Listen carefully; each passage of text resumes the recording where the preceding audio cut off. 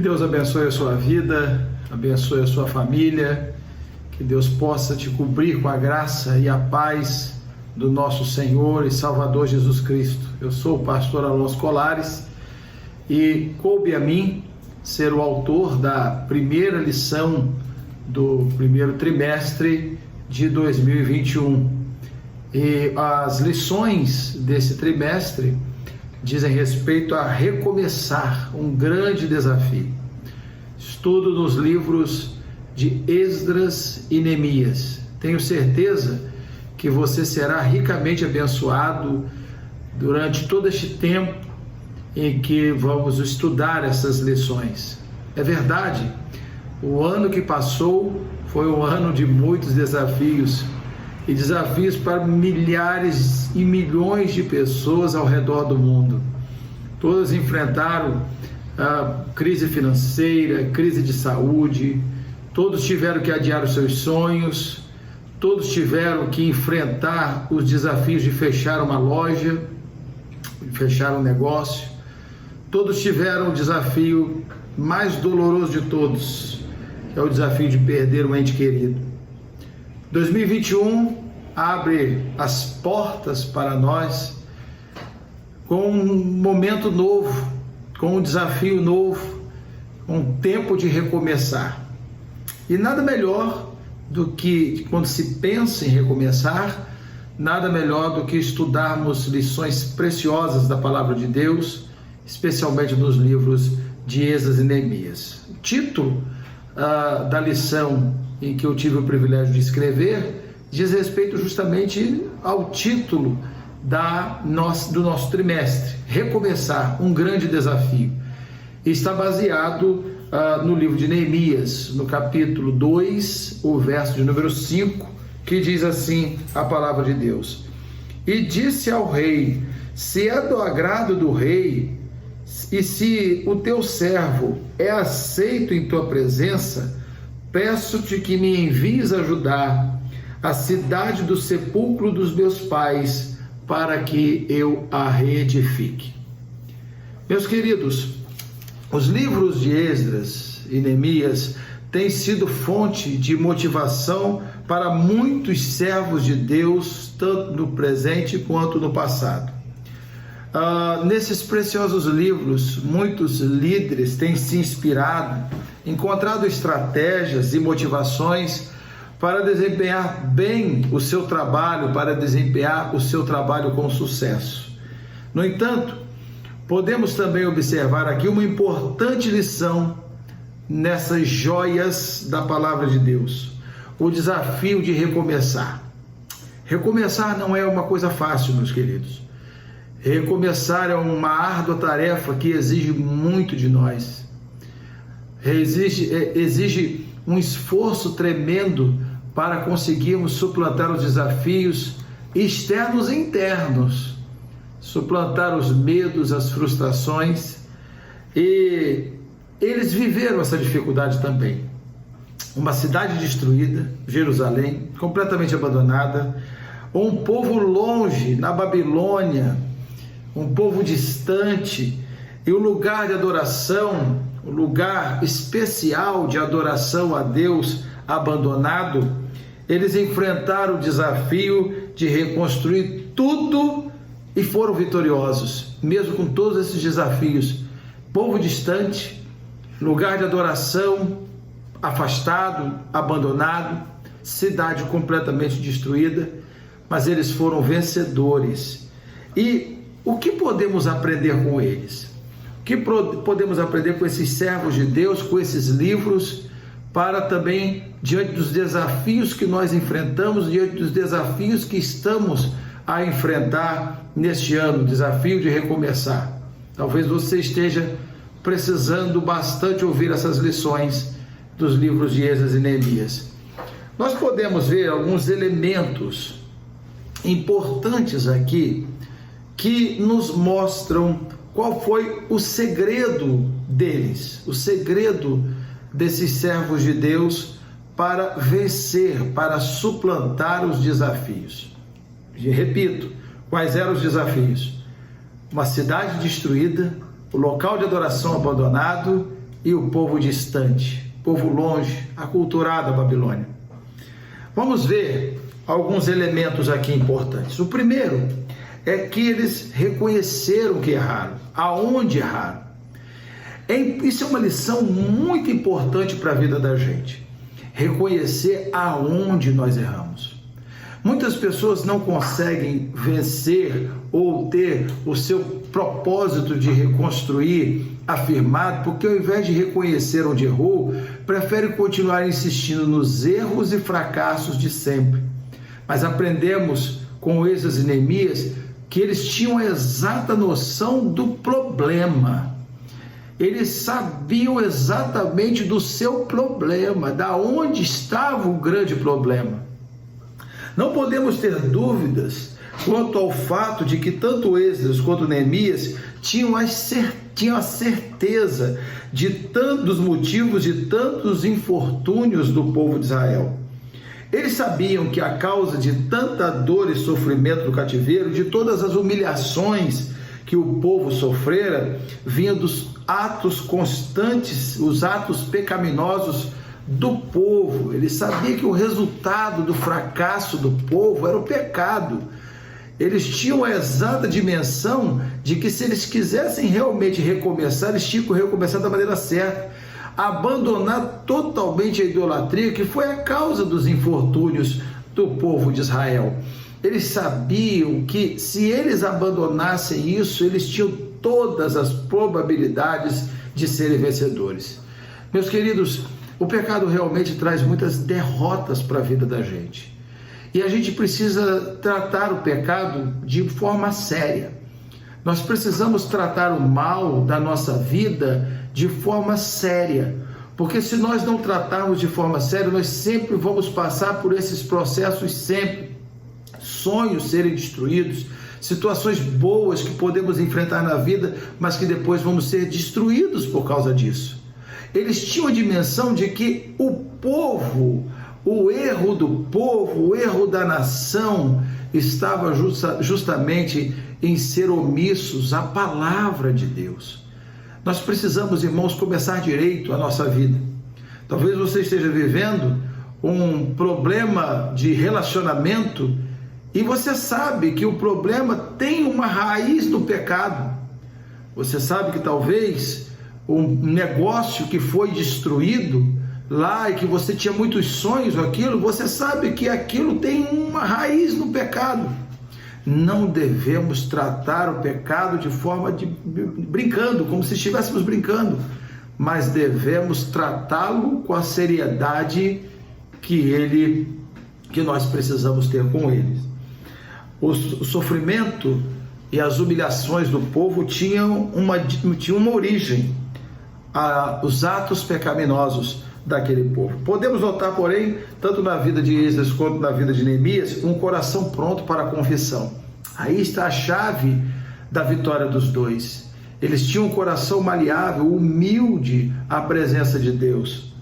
Por exemplo, no livro de Êxodo, no capítulo 9, verso 7, no livro de Neemias, no capítulo 1, verso 6, há as intenções do coração desses servos do Senhor e o temor de Deus em seus corações. Deus sempre usa pessoas com corações e mentes totalmente voltados a Ele. Meus queridos, quando um indivíduo perde o temor do Senhor, perde a direção de Deus, perde o temor dos mandamentos de Deus, perde o temor de desobedecer a Deus, ele não tem medo da desobediência, certamente isso é resultado da queda na sua vida. A Bíblia diz que a soberba precede a ruína e a altivez de espírito a queda. Sem dúvida, nós precisamos ter muito cuidado com o pecado. Deus também usa pessoas com coração humilde e dispostos a servir. Certamente não será instrumento para o louvor da sua glória pessoas mais intencionadas ou com motivações que geram práticas malignas. É imprescindível ter em mente que o Senhor usa aqueles cujos corações e mentes estejam dispostos a servir e obedecer com humildade e mansidão. Não nos esqueçamos de uma verdade fundamental. O Senhor resiste aos soberbos, mas dá graça aos humildes. Um segundo elemento que nós podemos ver aqui, nesta lição, é o seguinte: o segundo elemento para eles serem vitoriosos foram vencer as frustrações, o medo e a acomodação. Geralmente, quando se encerra abruptamente um processo na nossa vida, nós tendemos a nos acomodar. Quer ver um exemplo? Muitas pessoas ficaram acomodadas para voltar a adorar o Senhor no santuário depois desse processo de pandemia. Quando as igrejas abriram, alguns permaneceram em casa, alguns com medo, é verdade, outros por prudência, também é verdade, mas alguns por acomodação. Sabe por quê? Porque eles não deixaram de fazer nenhuma outra atividade da sua vida. Eles continuaram indo no supermercado fazendo compras, eles continuaram indo à farmácia comprando seus remédios, mas eles deixaram de ir à igreja por causa da Covid. A acomodação é um problema sério. Além dos desafios externos que aquele povo estava enfrentando, havia também os desafios internos. E uma pessoa precisa enfrentar para recomeçar. Os reveses da vida, como disse, costumam imprimir muitos elementos negativos na vida da gente. E é necessário recomeçar. Esses 3 elementos, eles venceram o medo, as frustrações e a acomodação. O medo impede as pessoas de ir adiante, de suplantar os desafios e adversidades da vida. Para aquele povo, por exemplo, poderia ser o medo de perder a estabilidade da Babilônia, o medo dos perigos da viagem, o medo do projeto de reconstrução se mostrar inviável. Esses medos talvez poderiam passar na cabeça daquele povo. Eu poderia dizer até que poderia passar na mente dos seus próprios líderes, mas eles venceram isso. Nós também podemos vencer os medos que nos afligem. O medo de querer recomeçar, achar que não vai dar certo. Às vezes a gente está tão frustrado com a situação que temos medo de recomeçar. A frustração, inclusive, é o segundo elemento. No caso dos exilados da Babilônia, aqueles, especialmente os mais antigos, sabiam a derrota que eles tinham sofrido sob Nabucodonosor. Eles também sabiam de todo o sofrimento que seu povo passou quando chegou na Babilônia, chegar ali, aquela situação toda. Isso tudo gerou uma negatividade na mente muito grande. A frustração também pode ser um grande elemento para impedir que sejamos bem-sucedidos. Às vezes nós ficamos traumatizados com alguma situação e ficamos muito parados e ficamos estatelados diante dos medos, diante do desafio de recomeçar. Meus irmãos, também tem aquilo que já falamos anteriormente, a acomodação. Nem todos os que estavam na Babilônia acabaram por voltar a Jerusalém. O livro de Esther, por exemplo, é um livro que narra a história daqueles que ficaram na Babilônia, a despeito daqueles outros que foram embora. Nós podemos extrair, meus irmãos, alguns exemplos e algumas lições importantes para a nossa vida. O medo, a frustração, a acomodação pode gerar muitos problemas para a gente, muito travamento para a gente recomeçar, para a gente enfrentar novos desafios de recomeçar. Mas quando o projeto é de Deus, quando nós temos a ciência de que o projeto é do Senhor para a nossa vida, nós não precisamos ficar escravos dos medos e das frustrações. É impossível acomodar-se diante daquilo que Deus desperta, diante do projeto que Deus desperta. No livro de Êxodo, no capítulo 1, verso 5, há uma frase que dá o start a tudo isso. Aqueles cujo Espírito Deus despertou. Quando Deus nos desperta, é impossível nós continuarmos presos, parados aos medos, às acomodações e às frustrações. Se coloque diante de Deus, diante do projeto de Deus. Saiba, tenha certeza de que aquele projeto é realmente do Senhor e vá em frente, porque se o projeto é de Deus, não tem como dar errado. Sob esse despertamento, aquele povo deixou a Babilônia para trás e seguiu rumo à cidade de Jerusalém para reconstruí-la. Um terceiro elemento que nós podemos ver, uma receita deles para vencer, foi confiar em Deus e planejar as ações. Um dos segredos da boa empreitada de Esdras e Neemias foi o reconhecimento de que a boa mão do Senhor, isso é uma frase muito comum nos livros de Esdras e Neemias, a boa mão do Senhor estava sobre eles. É interessante, curioso, que nós podemos ver aqui dois traços de personalidade. Esdras, por exemplo, quando tem a permissão de ir para Jerusalém, ele não pede nenhum tipo de guarnição, não pede nenhum tipo de ajuda, porque, segundo lá Esdras 8:22, porque tive vergonha de pedir ao rei exércitos e cavaleiros para nos defenderem do inimigo pelo caminho, porquanto tínhamos falado ao rei dizendo: a boa mão do nosso Deus é sobre todos os que o buscam para o bem deles, mas o seu poder e a sua ira contra todos os que o deixam. Já Neemias, quando tem a oportunidade de voltar e reconstruir a cidade de Jerusalém, não hesita em solicitar ao rei que o mesmo dê cartas para os governadores da lei do rio para que o permitam passar, para que também o guarda da floresta do rei, Asaf, possa dar mantimentos suficientes para que ele possa, madeira suficiente para que ele possa reconstruir a obra. O que a gente aprende com isso? Um leitor incauto poderia até pensar que a natureza da fé desses dois homens de Deus eram distintas. Talvez Esdras era um homem com mais fé, Neemias não, mas isso não é verdade. Isso não é verdade porque nós vemos nos dois livros que a boa mão do Senhor estava sobre eles. Eles tinham temperamentos, eles tinham até planos diferentes, porém uma característica comum: a confiança em Deus. Às vezes, recomeçar com confiança pode esbarrar em nossas limitações e inseguranças devido ao nosso temperamento. Às vezes existem pessoas com temperamento mais viril, temperamento mais resoluto, temperamento mais enérgico, e às vezes existem pessoas que têm um temperamento mais tímido.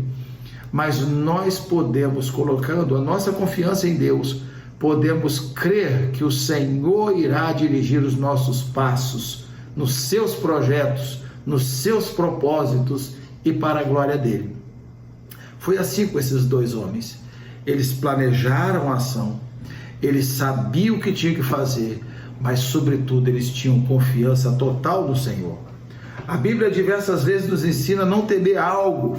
Quando a direção vem do Senhor, podemos então usar todos os meios disponíveis ao nosso alcance, vencer em segurança e caminhar em triunfo, sabendo que a vitória é certa. Eu quero concluir esta nossa lição dizendo assim: sendo assim, recomeçar não é uma tarefa fácil.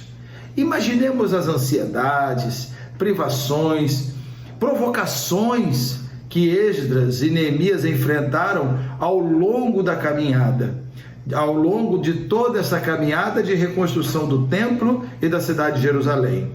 Eles certamente enfrentaram perigos internos e externos. Contudo, não desistiram. Eles foram até o fim e saíram vitoriosos. O que impede você de recomeçar um projeto que ficou para trás? Converse com o Senhor sobre isso e peça que Ele revele a sua vontade.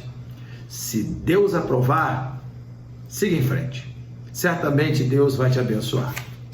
Eu quero fazer agora 3 perguntas que serão as perguntas para o nosso pensar em agir.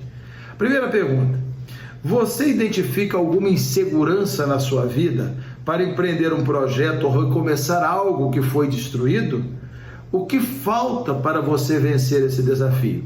Falta você vencer o medo? Falta você vencer a acomodação? Falta você vencer a frustração? Falta você colocar sua confiança em Deus? Falta você planejar bem as ações? O que falta para você vencer esse desafio? Segundo, qual a maior qualidade em Esdras e Neemias para vencer? Coragem, determinação, confiança em Deus. Você se identifica com alguma dessas qualidades em sua vida? Terceiro, você se considera ensinável para aprender com os erros do passado e não mais cometê-los? Se não, o que falta para mudar? É bem verdade, muitas pessoas não conseguem ser vitoriosas em sua vida porque não é ensinável. Não tem humildade o suficiente para aprender com os erros e humildade para reconhecê-los e não mais cometê-los. Você se considera uma pessoa ensinável? Se sim, você está no caminho certo para recomeçar e para vencer todos os desafios da sua vida. Certamente nós vamos aprender muitas lições ao longo desse trimestre. E em cada uma delas, uma lição nova nesse grande processo de recomeçar. Que Deus abençoe a sua vida. Um grande abraço.